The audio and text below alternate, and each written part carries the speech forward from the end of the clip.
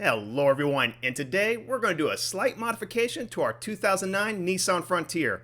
We're going to go ahead and take these unused rear seats and change them out to these beautiful blanks we have right here. And I'm mainly doing this, one, for extra space since I don't use these seats, and two, somewhere so I can mount my inverter. Now I've seen where some people actually mounted a compact subwoofer, which turned out looking really good. So let's go ahead and get started. And the first thing I do is obviously remove the old seats. Now this one you can see a little Velcro strap holding it up. That's because these things are so old they just fall down randomly, and it's kind of annoying. You can imagine just driving down the highway and this thing falls randomly. Kind of scares you a little bit. So we'll go ahead and start by lifting this side right back up, and then we'll go ahead and remove the seat base trim panel. Now you can use a trim removal tool, but if you want, get your fingers under there and just pull right away. And there we go. So that was pretty easy. And then we'll go ahead and take our 14mm socket and our socket wrench, and we'll go ahead and loosen up our two bolts that actually holds the seat down. And it's pretty easy. And just gotta go ahead and get that one out. And these bolts got a little bit of thread on them, so be patient. So there's one right there. And we'll go ahead and get the second one. And there we go. We'll go ahead and put the seat down. And all you have to do is lift upwards slightly and it should come right out. So I'll get that one side and then lift up the other side. And there we go. And I'll see if I can get this out without scratching anything. Next, we'll go ahead and grab our 10mm socket and socket wrench. And let's go ahead and remove the seatback assembly bolt. And it's that one right in the middle, pretty easy to get to. And that came out fairly easy. All we have to do is lift upward. And there we go. And the reason you lift upward is you got these little two hooks right here. And that's all. So we'll go ahead and set that aside. And you're going to repeat the exact same steps on the driver's side as well.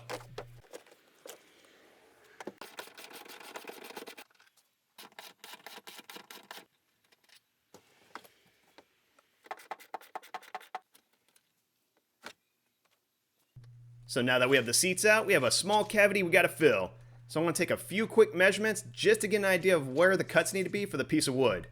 So it looks like it's about 17 wide and about, looks like 16 inches tall. So we're going to start by cutting a square by 16 by 17. Now what I'm going to do is I'm going to go ahead and start with some foam board. I'm going to create a template basically. And the reason I'm doing this because it's much easier to cut a template and get the shape you want versus keep cutting the piece of wood. So we'll go ahead and start with what we had earlier. We're going to do a 16 by 17 piece of square. And we'll get that side as well. Now I'll take my utility knife and just go ahead and try to cut that as straight as possible. And get this one side as well. Alright, looks pretty good. And now we'll go ahead and take the cushion and see if we can go ahead and trace that curve out. So I'll take my pencil and just got to get a rough estimate. And that feels pretty good. Yep, pretty good. And we'll take our utility knife, same thing. I just want to contour it. And get that little piece off right there. There we go. So now let's work our way back to the truck, just kind of verify we got the right curves. And putting that foam board in there, it looks pretty close. I think I can go ahead and work with that. So now we can go ahead and take our template and go ahead and trace it right on our MDF board. Now I'll leave a link in the description. This board is really cheap. So I'll start by go ahead and cutting out the square. And we're going to use a circular saw, just try to get as straight as cut as possible. And there we go. And now I'll take our same template and trace out our little curves here. And that's pretty close. Now we'll go ahead and take a jigsaw and go ahead and cut this out.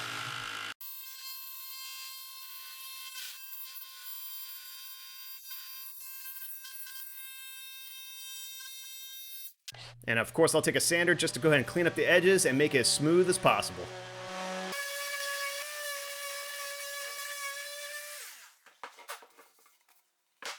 And now for this step, this is a little bit of overkill, but why not? I want to go ahead and take a router and a round over bit. And I want to go ahead and round off the internal edges of this board. That way it kind of contours that plastic interior. And yep, as you can see, it's a 3/8 round over bit. And this is pretty simple. I'm going to start with one edge. We'll go ahead and round that off.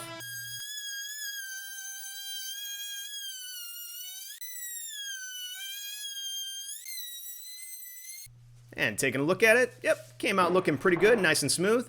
Now we'll go ahead and take a sander and go ahead and smooth out the other side. We just want to get rid of this sharp edge. That's all we're doing with the sander. And now that we got the shape that we want, we need to determine where the mounting hole is. So using a measuring tape and measuring from the bottom as our reference point, it looks like we're right at, it looks like 2.5 inches. That seems pretty simple. So what we have to do is work our way back to our MDF board, and from the bottom, 2.5 inches up. Now that line you see in the middle is my center line. I just went and took the width of the board, divided by 2, and that's where our center is. So now I'll go ahead and grab my center punch and just put a little dimple or divot right in the spot we're going to drill. Very nice. Now I'll grab my 1/4 inch drill bit and we'll go ahead and drill our hole right through it. Now I'm using a 1/4 inch hole because the bolt is an M6 that's just under a 1/4 inch, which works out perfectly.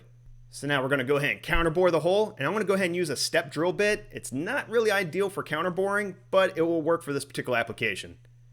And let me see if I can zoom in just right, because I want to put a little mark of where we want to stop. So I want to get it up to 5/8. So I want to mark it right there using my marker at 5/8, just because it makes it easier to tell me where to stop. And yep, that looks pretty good. I'm trying to get the camera to focus at the same time. So now let's go ahead and put in our drill bit and drill all the way through until we hit 5/8. And there we go. That was pretty simple. And now we're going to work our way back to the vehicle just to get our last set of measurements to determine where these holes are. And the reason I want to know where the holes are, because I'm kind of going to utilize the same construction where they use these hooks on the back of the cushion. Now you can see it kind of has like a 45-degree angle downward. So we're going to kind of have to replicate that. Now I have left over some L-shaped brackets or shelf brackets that are left over from the custom engine cover build. So I'm going to kind of use the same ones just to kind of save me a little money. But unfortunately, we're going to have to bend these just a little bit just to get the same angle. So yeah, unfortunately, we got to do a little bit of custom work, but no worries, it's not too difficult. So go ahead and start by putting these in the vise. And the idea is you want to create some Z-shaped corner brackets. When you look these up, that's pretty much what we're going to build. So go ahead and take a torch, go and light it up. And I'm going to add a little bit of heat right to this 90-degree angle. I pretty much want to make it easier to bend as well as kind of not stress the metal as much. We're adding just a little bit of heat. Very nice. And we'll take our pliers. And I'll see if I can get both of them on there. And we'll take a nice little bend and go upward. Come on, a little bit more. And that looks pretty close. Alright, so looking at it, that looks like what we want. Do a quick check. Come on, get in front of the camera. There we go. So the angle looks really close. We don't have to get it perfect. It's just got to be horseshoes and hand grenades. But looking at it, I think we look pretty good starting off. And now let's go ahead and make a second one. We'll do the same thing. Bend it upward. And then we'll stick it in the vise, and we got to cut off the top of it. We basically got to take an inch off. If we don't, it's going to stick above the board.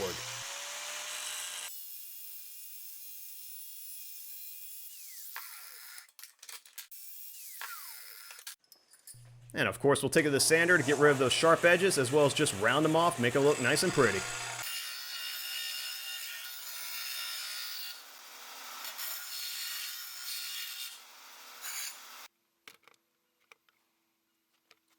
And now we'll work our way back to the truck to do a little quick test to see how it fits.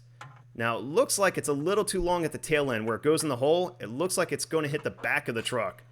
So we're going to have to do a little bit of modification there. So I'm probably going to bend it in the middle just to give it a little recurve.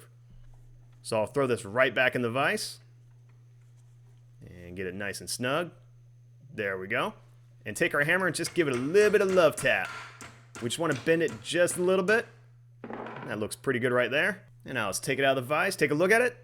Yeah, that looks just like a Z-shaped bracket. So let's go ahead and make one more for the other side. Same thing, give it a little love tap. And now let's work our way back to the MDF board. I want to go ahead and measure where the holes are. And of course I reference the center line, which is 4 1/4 from the center. And these lines are just basically the height of the holes. Now I'm going to go ahead and put the bracket in its spot and kind of eyeball it. And it's basically 14.75 inches for the bottom. Now we'll grab our drill and go ahead and drill our pilot hole. And this is going to be a 1/8 drill bit just to go ahead and get us started. And that feels pretty good right there. Let's go and do the second one as well. Very nice. Now let's go ahead and throw a little bit of coat of paint on these brackets since I went ahead and beat them up a little bit with a hammer. I just don't want rust to set in. And that should take a few minutes to dry. And while the paint was drying, I went ahead and made the second blank. Same process, just pretty much did it off camera. And looking at both these boards, they turn out identical, which is really nice. So let's keep moving forward. So let's go and install our brackets using a Phillips bit. And this is going to be held in just one screw. That's all we need. And we'll see if we can get that as center as possible. So that's nice and snug. We'll get the second one as well. And then we'll move on to the third. And lastly, number 4. And just to do a little bit of thinking ahead, I'm going to add some heat shrink tubing to these brackets. Since these brackets have the potential of hitting metal or touching metal the whole time, this will prevent any rattling noise. So I'm just going to put a nice little tube on each one of these. And just by pure dumb luck, these seem to fit perfectly. And we'll go ahead and take our heat gun and go ahead and shrink them down. And yeah, that looks pretty good. We'll take our scissors, go ahead and trim them off. And that looks pretty good. Very nice. Alright, so now we're almost done. Now we're on the downhill slope. Now let's go ahead and flip this over. Nice and smooth. And we'll bring in our nice felt. Now this is basically some felt fabric, and this is a charcoal color. But however, if you want something that's a little more durable or more water resistant, your local hardware store does have this outdoor carpet, which also looks nice as well. If you look at it, it's really thick and durable. But it's always a good option if you want to buy something locally. But this one right here, I want to use this just because it's a little smoother and softer, and I like the color. So we'll go ahead and lay it out, just to kind of get an idea how much we're going to need. And get all the wrinkles out. Yeah, it looks pretty good. And looking at this, it looks like we're going to need just about a yard, so that works out. So all I got to do is buy 1 yard by 72 inches, and that's all you need for 2 of these. So we'll take our scissors, go ahead and cut that out. Almost there. There we go. We'll go ahead and set aside our extra, and then we'll go ahead and cut that 72 in half, so it's basically a 36 by 36 square. And that'll be for the second panel. Now let's go ahead and flip this over because there is a back and a front. Looks pretty good. And now we're going to go ahead and take our 3M adhesive spray. This is really good stuff, especially for carpet. It works really well. So we'll go ahead and fold it back. And we'll go ahead and start applying a nice hefty amount of our spray.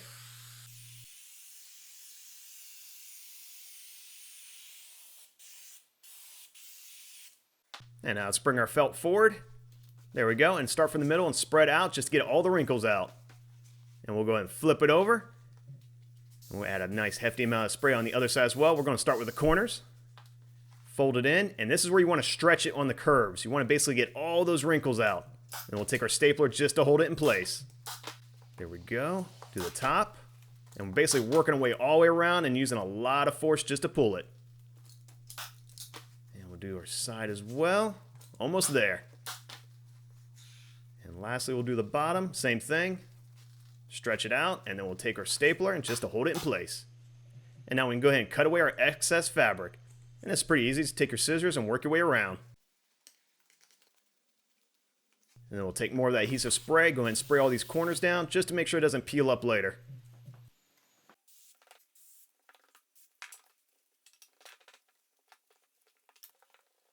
And so far these are turning out looking really nice. So let's go ahead and cut out our mounting hole. So I'll take a nice fresh razor blade. And I want to basically cut a plus sign right where the hole is supposed to be. And you can kind of feel it with your finger because the felt will push downward. Alright, and we'll get the other side of that plus sign. There we go. And we'll do the exact same thing on the second panel as well. Looks pretty good. So now we're ready to install these things. So let's go ahead and bring them in. And so far I love how they look. They look really nice. So let's go ahead and drop it in. Come on, get in place. There we go. And then we went ahead and purchased a new bolt. We needed one that was slightly longer. This is basically a 40 millimeters long. So we'll throw some thread locking compound, and we'll go ahead and start by hand threading it. This has got a few threads, so bear with me. Then we'll take our 10 millimeter socket and socket wrench, and go ahead and snug it up. And just a little bit more. Yep, do a quick check. Oh yeah, it definitely feels really sturdy. I like that. And we'll do the same thing on the driver's side as well.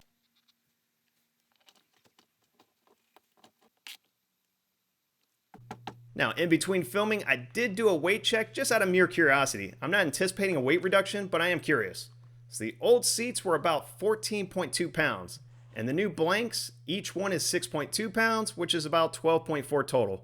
So basically, it's less than a 2-pound difference, so it's not much of a weight reduction. But just out of curiosity, it was something good to know.